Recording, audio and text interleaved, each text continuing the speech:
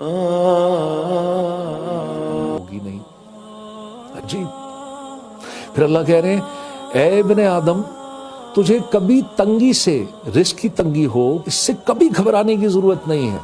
کبھی نہ گھبرانا، کیونکہ میرے خزانے ان گنت ہیں اور میرے خزانے ہمیشہ ہمیشہ بھرے رہتے ہیں اور میرے خزانے کبھی خالی نہیں ہوتے.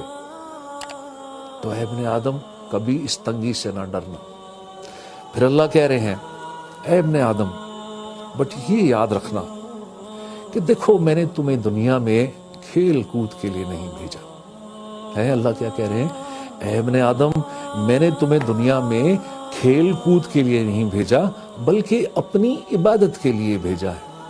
اب جب اللہ عبادت کی بات کرتے ہیں تو عبادت میں میرے بھائیوں دوستوں نماز تو خالی نہیں ہے، عبادت میں خالی روزے تو نہیں ہے، عبادت میں خالی حج تو نہیں ہے، عبادت میں خالی زکوٰۃ دینا تو نہیں ہے.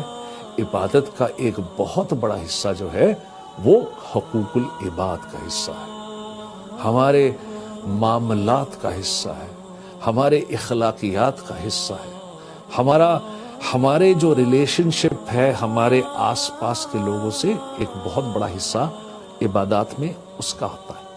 تو اللہ کیا کہہ رہے ہیں تمہیں کھیل کود کے لیے نہیں بھیجا میں نے کہ دیکھو میرے حقوق اور میرے بندوں کے حقوق یہ پورے کر لو، یہ پورے کر کے میرے تک آ جاؤ تو تم کامیاب ہو. زبان کو نرم رکھو، زبان کو نرم رکھو.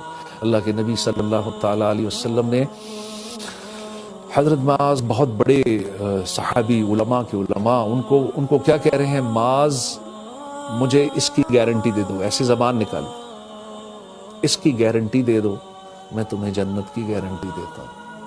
اور آپ سوچئے کہ ایک اللہ کے نبی صلی اللہ تعالی علیہ وسلم اور سمجھا کس کو رہے ہیں، ان کو سمجھا رہے ہیں جو علماء کے عالم، بہت بڑے عالم، اور ان کو تو اشارہ کرتے تو ان کو بات سمجھ میں آ جاتی لیکن کوئی ڈاؤٹ نہیں چھوڑا، زبان نکالی اور زبان پکڑ کے دکھائی کہ اس کی گارنٹی دے دو اور میں تمہیں آخرت میں کامیابی کی گارنٹی دیتا ہوں.